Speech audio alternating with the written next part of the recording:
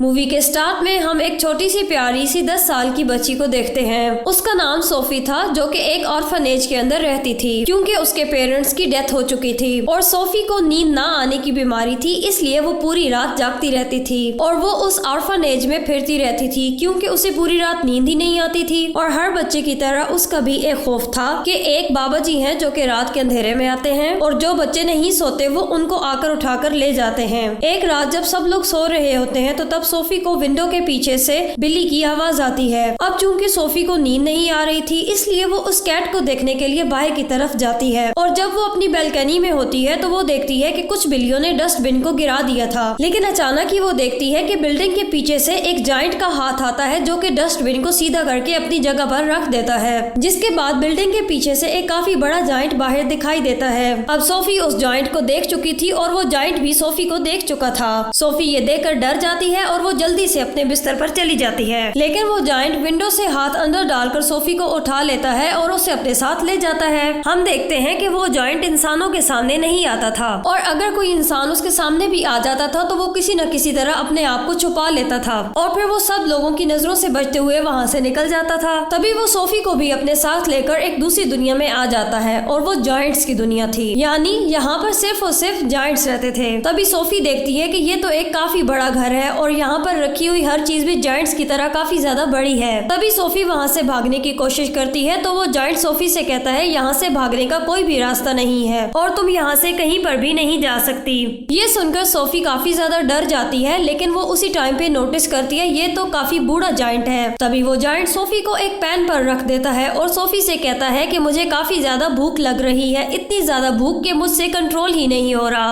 और सोफी समझ रही थी कि शायद वो जायंट उसे ही खाने वाला है। तभी वो उस बूढ़े जायंट से पूछती है कि क्या यहाँ पर और भी जायंट्स हैं। तभी वो बूढ़ा जायंट सोफी को बताता है कि यहाँ पर और भी जायंट्स हैं जो कि ह्यूमन का फ्लैश खाते हैं, यानी कि वो तमाम इंसानों को खा जाते हैं और उन्हें किसी भी इंसान पर कोई तरस नहीं आता। उनके हाथ जो भी इंसान लग जाता है वो उसे कच्चा ही खा जाते हैं। ये सुनकर सोफी बेचारी काफी ज्यादा डर जाती है और वो उस बूढ़े जायंट से सवाल करती है कि क्या आप भी मुझे खा जाएंगे। लेकिन तभी वो बूढ़ा जायंट उसे कहता है कि नहीं, मैं तुम्हें नहीं खाऊंगा क्योंकि मैं एक वेजिटेरियन जायंट हूँ। और ये बूढ़ा जायंट सिर्फ एक ही वेजिटेबल खाता था जो कि टेस्ट में बिल्कुल भी अच्छी नहीं थी और फिर भी वो इंसानों को नहीं खाना चाहता था। इससे जाहिर होता है कि वो एक काइंड और बहुत ही अच्छा जायंट था। तभी सोफी उससे कहती है कि अगर आप इंसानों को नहीं खाते तो आप मुझे यहाँ पर क्यों लेकर आए हैं। तब बूढ़ा जायंट उससे कहता है कि क्योंकि तुमने मुझे देख लिया था और अगर तुम वहाँ पर मेरे बारे में किसी से बात कर लेती तो यहाँ पर मौजूद जायंट्स को खतरा आ जाता, इंसानों को हमारे बारे में पता चल जाता और वो यहाँ आ जाते और वो बाकी जायंट्स को भी मार डालते। इसलिए मुझे तुम्हें अपने साथ लाना पड़ा है और अब तुम अपनी सारी जिंदगी मेरे पास यहाँ पर गुजारोगी। लेकिन सोफी कहती है कि नहीं, ऐसा नहीं हो सकता, मैं तो यहाँ से भाग जाऊंगी। तभी बूढ़ा जायंट उससे कहता है कि नहीं, तुम ऐसा कुछ नहीं करोगी क्योंकि बाहर बैठे हुए जायंट्स ने अगर तुम्हें देख लिया तो उन्हें तुम्हें जरा सा भी तरस नहीं आएगा। और ये कहते हुए वो बूढ़ा जायंट सोफी को एक बोर्ड पर रख देता है और वो सोफी से कहता है कि तुम थोड़ी देर रेस्ट कर लो। लेकिन सोफी को तो नींद ना आने की बीमारी थी, वो कैसे आराम कर सकती थी। तभी वो देखती है कि वो जायंट अपने बैग से काफी बड़ी बड़ी बॉटल्स को निकाल रहा था। उन बॉटल्स के अंदर कोई चीज थी जो कि चमक रही थी। तभी वो जायंट से पूछती है कि इन बॉटल्स के अंदर क्या है, जिस पर वो बूढ़ा जायंट रिप्लाई करता है कि इसमें ड्रीम्स हैं, यानी कि ख्वाब। तभी सोफी कहती है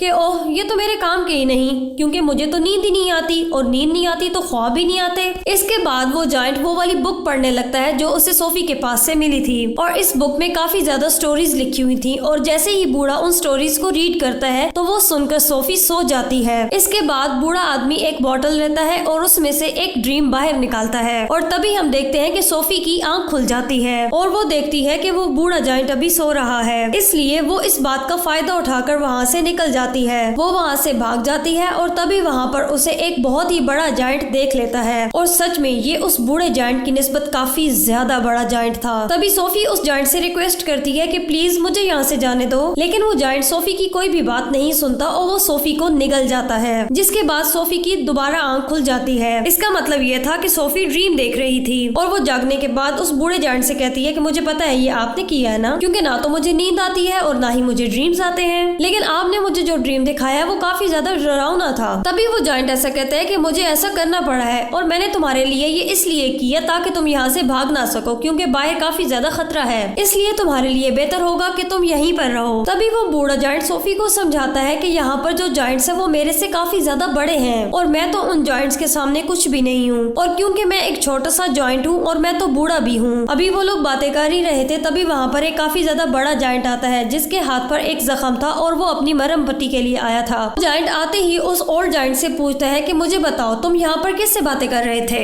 यहाँ पर सारे जायंट्स उस बूढ़े जायंट को बोना कहते थे क्योंकि वो उन सब के मुकाबले में काफी ज्यादा छोटा था। तब बूढ़ा जायंट कहता है नहीं तो मैं तो किसी से भी बात नहीं कर रहा था। तभी सोफी भी वहाँ पर कहीं पे छुप जाती है। अब चूंकि वो जायंट इंसानों को खाता था इसलिए उसे उस घर में इंसानों की खुशबू आ रही थी, इसलिए वो वहाँ पर रखी हुई हर एक चीज को उठाकर देखने लगता है। तभी सोफी उस वेजिटेबल के अंदर चली जाती है जो कि वो बूढ़ा जायंट खाता था, और जैसे ही वो जायंट उस सब्जी को स्मेल करता है तो उसे उसमें से इंसानों की खुशबू आने लगती है। और आज से पहले उस जायंट ने कभी भी ये सब्जी नहीं खाई थी और आज उसको इस वेजिटेबल में से अच्छी खुशबू आ रही थी, यानी इंसान की खुशबू, क्योंकि उसके अंदर सोफी मौजूद थी। इसलिए वो जायंट उस वेजिटेबल को खाने लगता है। तभी वो बूढ़ा जायंट उसे कहता है रुको, तुम ये नहीं खा सकते, क्या तुम्हें नहीं मालूम कि तुम एक फ्लेश खाने वाले जायंट हो और ये तो एक वेजिटेबल है। तभी वो जायंट कहता है कि हाँ मैं ये बात कैसे भूल गया कि मैं तो वेजिटेबल्स खाता ही नहीं हूँ। इसलिए वो उस वेजिटेबल को फेंक देता है और इस तरह सोफी की जान बच जाती है। इसके बाद वो जायंट वहाँ से चला जाता है। इसके बाद उस बूढ़े जायंट को कहीं पर जाना था और सोफी उससे पूछती है कि आपको कहाँ पर जाना है, और वो बूढ़ा जायंट उसे कहता है कि मैं किसी जरूरी काम से जा रहा हूँ। तभी सोफी उससे पूछती है कि कौन सा जरूरी काम, लेकिन वो बूढ़ा जायंट उसे कुछ भी नहीं बताता। तभी वो सोफी के काफी ज्यादा इंसिस्ट करने पर उसे बता देता है कि वो ड्रीम्स को पकड़ने के लिए जा रहा है। तभी सोफी उससे काफी ज्यादा जिद करती है कि मुझे भी अपने साथ ले जाओ, लेकिन वो सोफी को अपने साथ वहाँ पर नहीं लेकर जाना चाहता, क्योंकि बाहर जो बड़े बड़े जायंट थे अगर वो जाग गए और उन्होंने सोफी को देख लिया तो वहाँ पर काफी ज्यादा प्रॉब्लम हो जाएगी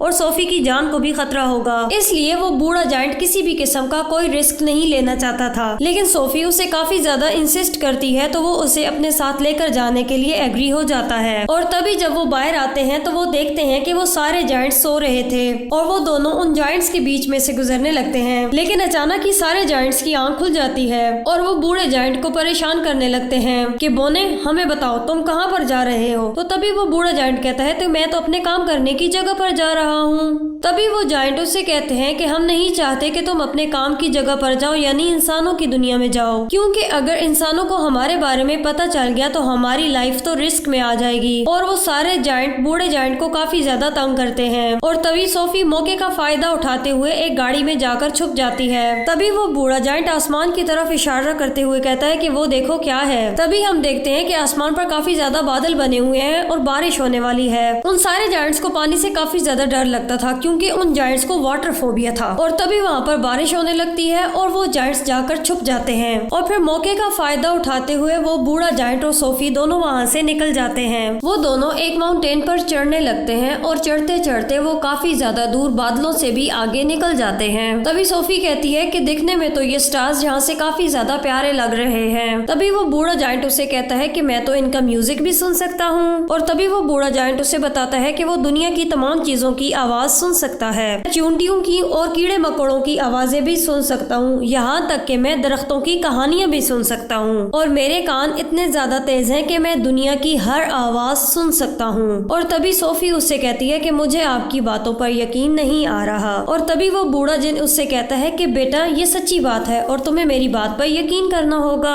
तभी वो दोनों एक लेक पर चले जाते हैं। उस लेक के पास एक काफी बड़ा दरख्त था। तभी वो बूढ़ा जायंट पानी में कूद जाता है और फिर सोफी भी उसके साथ पानी में जंप कर देती है और इस तरह वो दोनों लेक के दूसरे किनारे पर पहुंच जाते हैं। और ये होती है ड्रीम्स की दुनिया। ड्रीम्स उस ट्री से कतरों की तरह गिर रहे होते हैं और बूढ़ा जायंट उन ड्रीम्स को पकड़ने के लिए वहाँ पर आता है। फिर वो दोनों मिलकर काफी ज्यादा ड्रीम्स को पकड़ लेते हैं और इन ड्रीम्स में अच्छे और बुरे दोनों तरह के ड्रीम्स थे। और अब ये दोनों ड्रीम्स पकड़कर वापस जा रहे थे और अब ये दोनों काफी ज्यादा अच्छे दोस्त थे और वो एक दूसरे के साथ काफी ज्यादा खुश रहने लगे थे। तभी वो बूढ़ा जायंट उसे अपनी दुख भरी कहानी सुनाता है कि यहाँ पर सभी जायंट मुझे बोना जायंट कहते हैं। लेकिन तभी वो एक बात सोचकर काफी ज्यादा खुश हो जाता है और वो कहता है कि यहाँ पर कोई ऐसा भी था जो कि मुझे बिग फ्रेंडली जायंट कहता था। तभी सोफी उससे कहती है आज से फिर मैं भी आपको बिग फ्रेंडली जायंट बोलूंगी, यानी BFG। ड्रीम्स पकड़ने के बाद ये दोनों सिटी में घूमते हैं जहाँ पर बच्चे अपने अपने घरों में सो रहे होते हैं। और तभी BFG यानी बिग फ्रेंडली जायंट उन बच्चों को अपने ड्रीम्स काफी अच्छे दिखाता है ताकि लोगों को उनके ड्रीम्स में खुशियाँ मिल सके।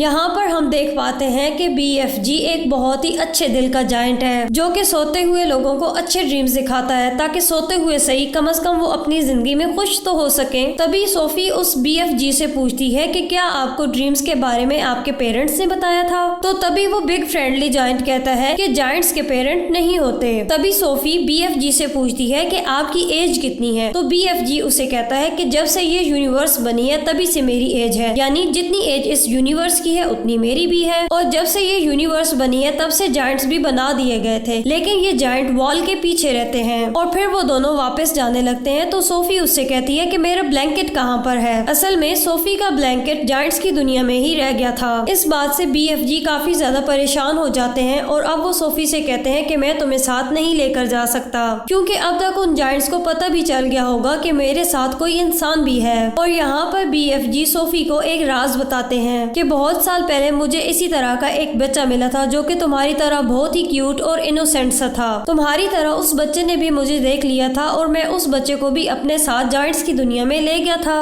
उसी बच्चे ने मुझे पढ़ना सिखाया था और ये जो जैकेट तुमने पहनी हुई है ये भी मेरे उसी नन्हे दोस्त की है। लेकिन इससे पहले कि मैं उस छोटे से बच्चे को उसकी दुनिया में वापस लेकर आता काफी ज्यादा देर हो चुकी थी और मैं बिल्कुल भी ऐसा नहीं चाहता कि जो कुछ मेरे उस नन्हे दोस्त के साथ हुआ है वो तुम्हारे साथ भी हो, क्योंकि तुम भी मेरी एक दोस्त हो। और तभी वो जायंट सोफी को वहाँ पर छोड़कर जाने का फैसला करता है, लेकिन सोफी ने काफी ज्यादा मना करती है और वो वहाँ से जाने के लिए काफी ज्यादा इंसिस्ट भी करती है। लेकिन इस दफा BFG उसकी कोई बात नहीं मानते। तभी BFG सोफी को ऑर्फनेज में छोड़कर जाने लगते हैं और चूंकि सोफी वहाँ पर रहना नहीं चाहती इसलिए वो अचानक ही बालकोनी से जंप कर देती है, क्योंकि उसे मालूम था कि BFG उसे बचा लेंगे। और बिल्कुल ऐसा ही हुआ था, BFG ने उसे बचा लिया था। और फिर ना चाहते हुए भी BFG को सोफी की बात माननी पड़ती है और फिर वो सोफी को अपने साथ दोबारा जायंट्स की दुनिया में ले आता है जहाँ पर बड़े जायंट्स उन्हीं का वेट कर रहे थे, क्योंकि सारे जायंट्स अब जान चुके थे कि उस बूढ़े जायंट के साथ कोई ह्यूमन भी है। और अब वो सारे जायंट्स जानना चाहते थे कि वो इंसान कौन है और कहाँ पर है। वो उस ब्लैंकेट की खुशबू की मदद से BFG के घर को चेक करते हैं और सारे सामान को तोड़ फोड़ देते हैं। और तभी BFG उस ब्लैंकेट को आग में जला देते हैं जिससे सोफी की खुशबू आ रही थी। और तभी BFG उन सारे जायंट्स को अपने घर से निकालने लगते हैं।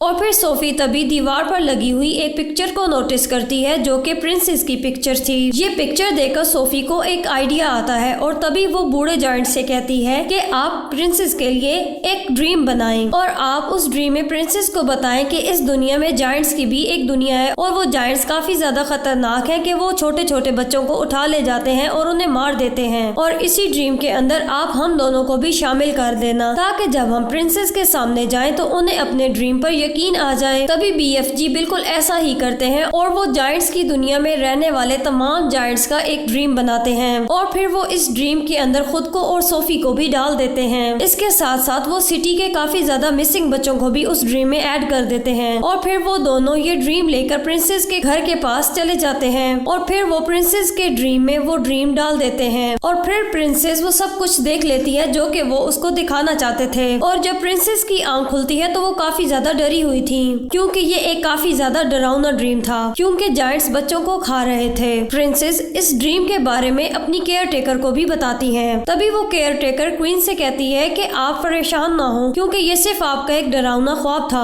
और फिर तभी वो न्यूज़पेपर पढ़ती है और कहती है ये तो काफी ज्यादा अजीब बात हो गई है क्योंकि कल रात से काफी ज्यादा बच्चे गायब हैं। तभी प्रिंसेस उससे कहती है कि ये पर्दे हटा दो और जैसे ही वो लोग पर्दे हटाते हैं तो वहाँ पर सोफी खड़ी हुई थी। असल में ये चीज भी उन्होंने ड्रीम में ऐड कर दी थी। तभी सोफी उनको BFG के बारे में बताना शुरू करती है और वो उनसे प्रॉमिस लेती है कि वो BFG की जान को कोई भी नुकसान नहीं पहुंचाएंगे। तभी BFG उनके सामने आ जाता है और वो तमीज के साथ प्रिंसेस के सामने झुक जाता है और फिर प्रिंसेस भी अपने प्रॉमिस को फुलफिल करती है। यहाँ पर जायंट्स की एक फनी बात भी थी कि वो किसी भी वर्ड को सही तरीके से प्रोनाउंस नहीं कर सकते थे, इसलिए वो महारानी को मरजानी कहता था और इसी तरह वो इंसान को आसाम कहता था और इस तरह के काफी उल्टे सीधे लफ्ज वो बोल दिया करता था। इसके बाद प्रिंसेस उनका अच्छे तरीके से वेलकम करती है और उनको एक नहायत ही शानदार दावत भी देती है। तभी वो प्रिंसेस को सारी बात बताते हैं हैं कि जायंट्स की दुनिया भी है और वो जायंट्स इंसानों को पकड़कर खा जाते हैं। इसीलिए प्रिंसेस उनकी हेल्प करने के लिए तैयार हो जाती है और तभी प्रिंसेस इस काम के लिए अपनी एक पूरी आर्मी तैयार करती है और फिर वो आर्मी BFG के साथ मिलकर अपने हेलीकॉप्टर्स में बैठकर जायंट की दुनिया तक पहुंच जाते हैं। अब इन लोगों ने यहाँ पर एक अपना प्रॉपर प्लान बनाया हुआ था, इसलिए वो लोग प्लान के मुताबिक एक जगह पर रुक जाते हैं क्योंकि ये पूरी तैयारी के साथ उन जायंट्स पर अटैक करने के लिए आए थे। प्लान ये था कि BFG एक ड्रीम बनाएंगे और उस ड्रीम के अंदर वो पछतावे और शर्मिंदगी को ऐड कर देंगे उनके बुरे कामों के लिए जो कि उन्होंने किए थे और BFG उन जायंट्स के लिए ये ड्रीम भी बना देते हैं। लेकिन जैसे ही वो उस ड्रीम को उन जायंट्स में डालने के लिए जाते हैं तो उन्हें ख्याल आता है कि जिस चीज के साथ उन्होंने ड्रीम्स को